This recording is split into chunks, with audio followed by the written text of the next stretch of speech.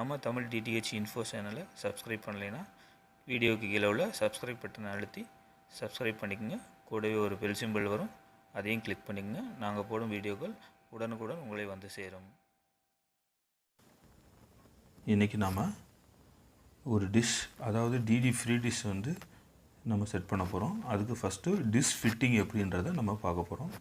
நான் என்கிட்ட ஒரு வீடியோகான் டிஷ் இருக்குது. ஸோ இந்த வீடியோகான் டிஷ்ஷை வச்சு தான் நம்ம இன்றைக்கி டிடி ஃப்ரீ டிஷ், அதாவது டிஷ் ஃபிட் பண்ண போகிறோம். அதுக்கு ஒரு ஃப்ரீ டிஷ்க்கான ஒரு டிடிஹெச் பாக்ஸ் வச்சுருக்கேன். MPEG 4 DD free dish box இது. ஓகேங்களா? ரைட். டிஷ் ஃபிட் பண்ணுறதுக்கு ஒரு 10-11 ஸ்பானரு, ஒரு டீ ஸ்பானர், 10ஆம் நம்பர் டீ ஸ்பானர் இருந்தால் போதுமானது. ஒரு டிஷ்ஷை வந்து ஃபிட் பண்ணிடலாம். வாங்க இன்றைக்கி எப்படி ஃபிட் பண்ணுறதுன்னு பார்க்கலாம். ஓகே, இன்றைக்கி அந்த ஒரு டிஷ்ஷோடைய என்னென்ன கொடுத்துருக்காங்கன்னு பார்க்கலாம். அக்சசரிஸு, எல்என்பி ஸ்டாண்டு இது.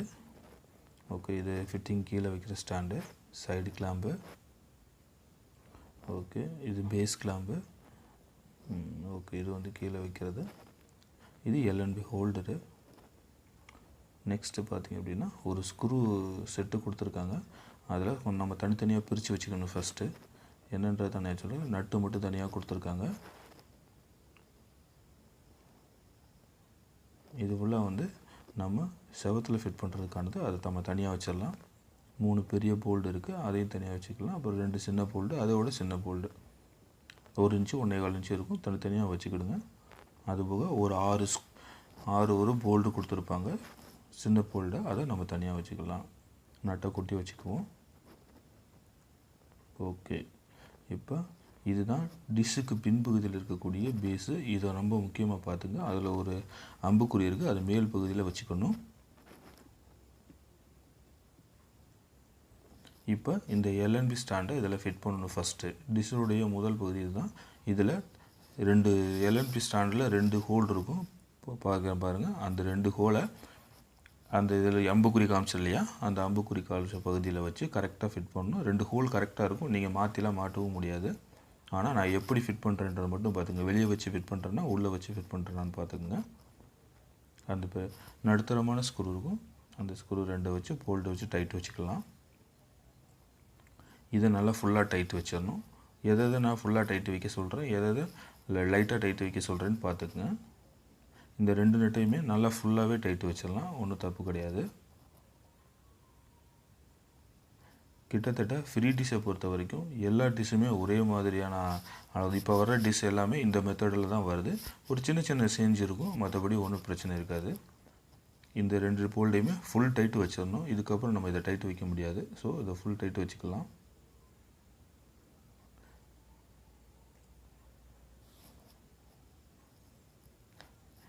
வீடியோகான் டிஷ்ஷாக இருக்கட்டும், Tata Sky, Sun Direct, free dish, எதுனாலும் எந்த டிஷ்ஷை வச்சும் எந்த மாதிரி எதுனாலும் எடுக்க முடியும், நம்ம சிக்னல் எடுக்க முடியும். ஸோ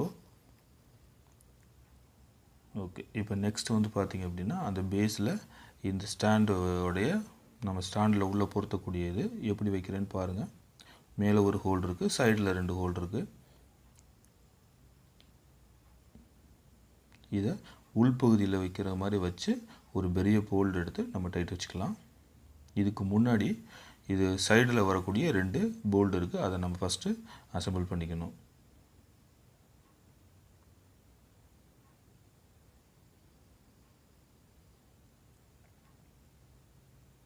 இதை வந்து சும்மா லைட்டாக தான் டைட்டு வைக்கணும். ஏன்னா அந்த பேஸோடைய கம்பியில் வந்து சுற்றுறது மாதிரி நம்ம டிஷ்ஷை ரொட்டேட் பண்ணுவோம். அப்போ அந்த டயத்தில் ஃபுல் டைட் வச்சுட்டிங்கன்னா உள்ளேயும் போகாது, சுற்றவும் முடியாது. அதனால் நம்ம லைட் டைட் வச்சுக்கலாம். இதை ஃபுல் டைட்டு வைக்க வேணாம், நம்ம சும்மா ஸ்க்ரூவை மட்டும் மாட்டி வச்சுக்கலாம். நம்ம பின்னாடி கடைசியாக டைட் வச்சுக்கணும். அதாவது ஓரளவுக்கு வச்சுக்கோங்க, கை டைட் வச்சுருந்தா போதுமானது. இப்போ நான் பாருங்கள் எந்த மாதிரி வைக்கிறேன்னு வச்சு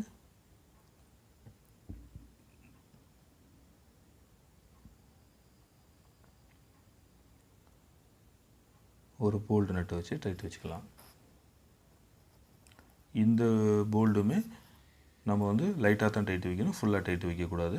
நெக்ஸ்ட்டு அந்த சைடில் உள்ள இதுக்குள்ளே எப்படி மாட்டுறேன்னு நல்லா கொஞ்சம் கவனமாக பார்த்துக்குங்க. கீழ்ப்பகுதியில் உள்ளே வச்சு ஸ்க்ரூ வைக்கணும்.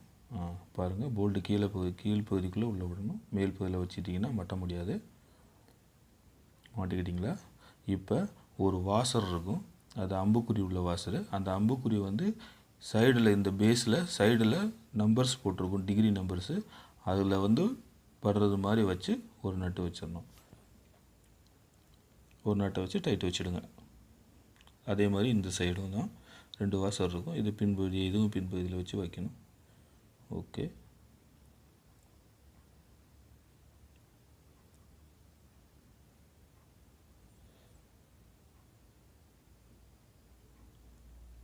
இந்த பேஸ் மட்டும் நீங்கள் சரியாக கரெக்டாக பண்ணிட்டீங்க அப்படின்னா ஆல்மோஸ்ட் டிஷ்ஷு வந்து அழகாக ஃபிட் ஆகிடும். ஸோ பேஸ் வந்து ரொம்ப கவனமாக வச்சுக்கணும். 2-3 தடவை கூட வீடியோ பாருங்கள். இந்த 2 பக்கமுமே ஃபுல் டைட் வைக்கக்கூடாது. கை டைட்டு தான் வச்சுக்கணும், ஃபுல் டைட்டு வைக்கக்கூடாது. ஏன்னா இதை நம்ம வந்து லைட்டாக அட்ஜஸ்ட் பண்ணுவோம். நம்ம டிஷ்ஷை மேலும் கீழே அட்ஜஸ்ட் பண்ணுறதுக்கு இது கண்டிப்பாக இருக்கணும். அதனால் ஃபுல் டைட்டு வைக்கக்கூடாது. இது எல்என்பியோடைய அந்த கிளாம்பில் வந்து இடிக்கும். நம்ம டிஷ்ஷு வச்சதுக்கப்புறம் லைட்டாக ஒரு தட்டு தட்டி விட்டோம்னா உள்ளே போயிடும், ஒன்றும் பிரச்சனை இருக்காது.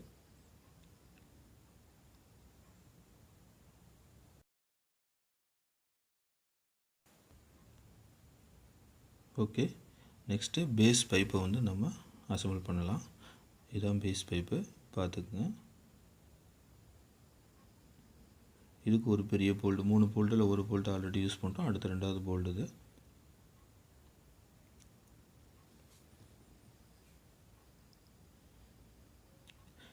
இதையும் லைட் டைட்டு தான் வைக்கணும், அதுக்கப்புறம் ஃபுல் டைட் வச்சுக்கலாம். ஏன்னா அசம்பிள் பண்ணும்போது லைட்டாக அட்ஜஸ்ட் பண்ணுறதுக்கு வரும். இது சைடு கிளாம்பு. இதையுமே லைட் டைட்டு தான் வச்சுக்கணும், ஃபுல் டைட்டு வைக்க வேண்டாம். இது 2 மெத்தடில் மாட்டலாம் இந்த சைடு கிளாம்பை. நான் உங்களுக்கு 2 மெத்தடையும் சொல்லித்தரேன். இப்போ நான் மாட்டுற மெத்தட் வந்து செவத்தில், அதாவது தரைதளமாக ஹரிசாண்டலாக இருக்கக்கூடிய செவத்தில் வைக்கிற மாற்றல. இன்னொன்று சைடில் வாலில் மாட்டுறது, அதுக்கு மெத்தட்லேயும் சொல்லித்தரேன். இது வந்து நம்ம ஹரிசாண்டலாக வைக்கிறது. ஹரிசாண்டலாக வைக்கும்போதும் சரி, செவத்தில் வைக்கும்போதும் சரி, இந்த பைப்பினுடைய மேல் பகுதி வந்து செங்குத்தாக 90 டிகிரியில் இருக்கணும். அது ரொம்ப முக்கியம், நல்லா பார்த்துக்குங்க. 90 டிகிரியில் இருந்தால் தான் உங்களால் டிஷ்ஷை சமமாக சுற்ற முடியும். ஓகே. இப்போ சைடில் வாலில் மாட்டுறது மாதிரி உங்களுக்கு நான் அசம்பிள் பண்ணி காமிக்கிறேன். ஒன்றும் கிடையாது, இந்த 2 டிஷ்ஷினுடைய கிளாம்பை மட்டும் கழட்டி ஆப்போசிட்டில் மாட்டுறது தான். கீழே இருக்கிற பேஸ் வந்து உங்களுக்கு மாற்ற தேவையில்லை.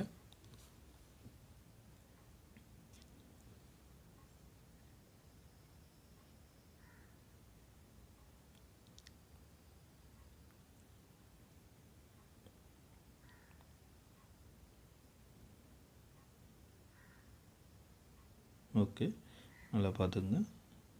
நான் இப்போ வந்து உங்களுக்கு சைடில் தான் வந்து இன்ஸ்டால் பண்ண போகிறேன். ஸோ அதனால் நான் சைடிலே மாட்டி வச்சுக்கிறேன்.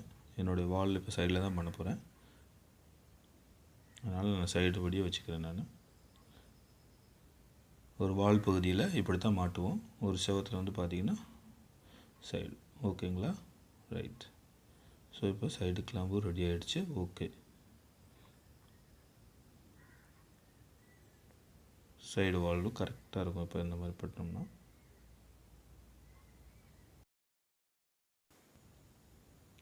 இப்போ டிஷ்ஷை அசம்பிள் பண்ணலாம். இங்கே 2 பேர் தேவைப்படுற மாதிரி தெரியும், ஆனால் நீங்கள் கரெக்டாக ஃபிட் பண்ணிங்கன்னா ஒரு ஆளே போதுமானது தான், ஒன்றும் பிரச்சனை இருக்காது. இப்போ பாருங்கள், அந்த 4 ஹோல் இருக்குது. இந்த 4 ஹோல்லையும் கரெக்டாக இருக்குது, பார்த்துக்கிறங்க. இப்போ அந்த அம்புக்குறி வீடியோ காண பார்த்த மேனிக்கு இருக்கணும். ஃபஸ்ட்டு அம்புக்குறி பாருங்கள், அந்த அம்புக்குறி வீடியோ காண பார்த்த மேனிக்கு இப்போ வைக்கும்போது இந்த பக்கம் பார்த்துருக்கு. நம்ம திருப்புவோம் பாருங்கள். ஓகே. இப்போ வீடியோ காண பார்த்த மேனிக்கு இருக்கும் அந்த அம்புக்குறி. இந்த 4 போர்டுலேயே வச்சு கரெக்டாக ஃபிட் பண்ணி ஸ்க்ரூ பண்ணிட வேண்டியதான். மொத்தம் 6 ஸ்க்ரூவில் யூஸ் பண்ண இல்லையா, அது 2 ஸ்க்ரூ யூஸ் பண்ண போக மிச்சம் 4 ஸ்க்ரூ இருக்கும். அந்த 4 ஸ்க்ரூ இங்கே தான் யூஸ் பண்ணுற இடம்.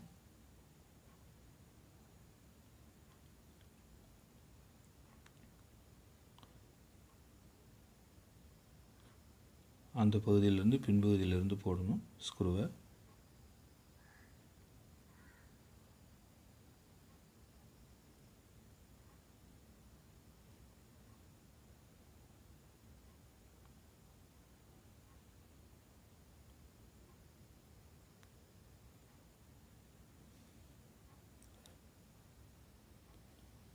வீடியோ கொஞ்சம் லென்த்தாக தான் போகும், ஏன்னா வந்து உங்களுக்கு தெளிவாக புரியணுன்றதுக்காக தான் சொல்கிறேன். வீடியோ நீங்கள் ஒரு 2 டைம்ஸ் நல்லா பார்த்தீங்கன்னாவே நீங்களே அசெம்பிள் பண்ணிடலாம். புதுசாக பழகிறவங்களும் இது ஒன்றும் பெரிய விஷயம் கிடையாது.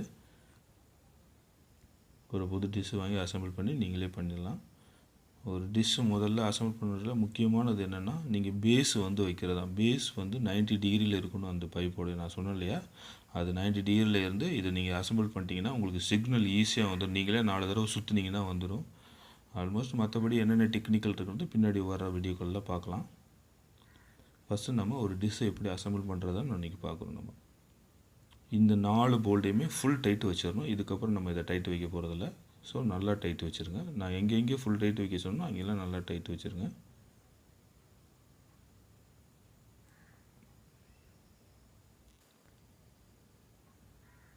இப்போ எல்என்பி ஹோல்டர் அது எப்படி ஃபிட் பண்ணுறதுன்னு பார்த்தலாம். இங்கே ஒரே ஒரு ஹோல் மட்டும்தான் இருக்கும். அந்த சைடு 2 ஹோல் இருக்கும் இந்த கிளாம்பில், இந்த எல்என்பியோடைய பைப்பில். ஸோ அதனால் நீங்கள் மாற்ற சான்சஸ் இல்லை. இங்கிட்ட அந்த பக்கம் வச்சிங்கன்னா மாட்ட முடியாது. ஸோ முன்னாடியே சொன்னதான் இந்த சைடு 1 சைடு இதில் 2 ஸ்க்ரூ இருக்கும். கரெக்டாக பார்த்துக்குங்க. ஒவ்வொரு எல்என்பி ஹோல்டரில் சிங்கிள் ஸ்க்ரூ தான் கொடுத்துருப்பாங்க. போல்டு நட்டும் இதில் தனித்தனியாக இருக்கும். நம்ம தனியாக கீழே போடுறது மாதிரி இருக்கும். ஓகே, ஃபஸ்ட்டு பார்த்துக்குங்க. முதல்ல இந்த எல்என்பி ஹோல்டரில் 2 இதில் கீழ் இதை மட்டும் இந்த மாதிரி முன்னாடி வச்சு ஒரு போல்டு நட்டு போட்டுக்குங்க. இதை ஃபுல் டைட் வச்சுக்கணும் ஃபஸ்ட்டு. இப்போ இந்த இதை வந்து நம்ம அட்ஜஸ்ட் பண்ண போகிறதில்ல. கிளாம்பில் இருக்கிறத ஃபுல்லாக வச்சுடுங்க.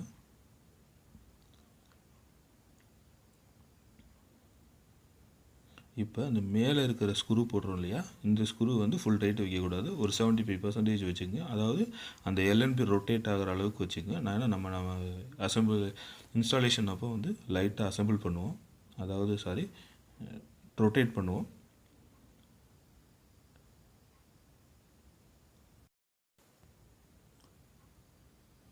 இந்த மாதிரி ரொட்டேட் பண்ணுறது மாதிரி வச்சுக்கணும். இதை ஃபுல் டைட் வைக்க வேண்டாம். பேக்கில் இருக்கிற போல்ட்டை ஃபுல் டைட் வச்சுக்கணும். ஸோ கிட்டத்தட்ட டிஷ் ரெடி. இப்போ நாம் நெக்ஸ்ட் வீடியோவில் எப்படி இன்ஸ்டாலேஷன் பண்ணுறதை காமிக்கிறேன். ஹரிசாண்டலே பண்ணி வச்சு காமிக்கிறேன். சைடு வாலில் பண்ணுறதையும் பண்ணி வைக்கிறேன். Okay, thank you. நெக்ஸ்ட் வீடியோவில் சந்திப்போம்.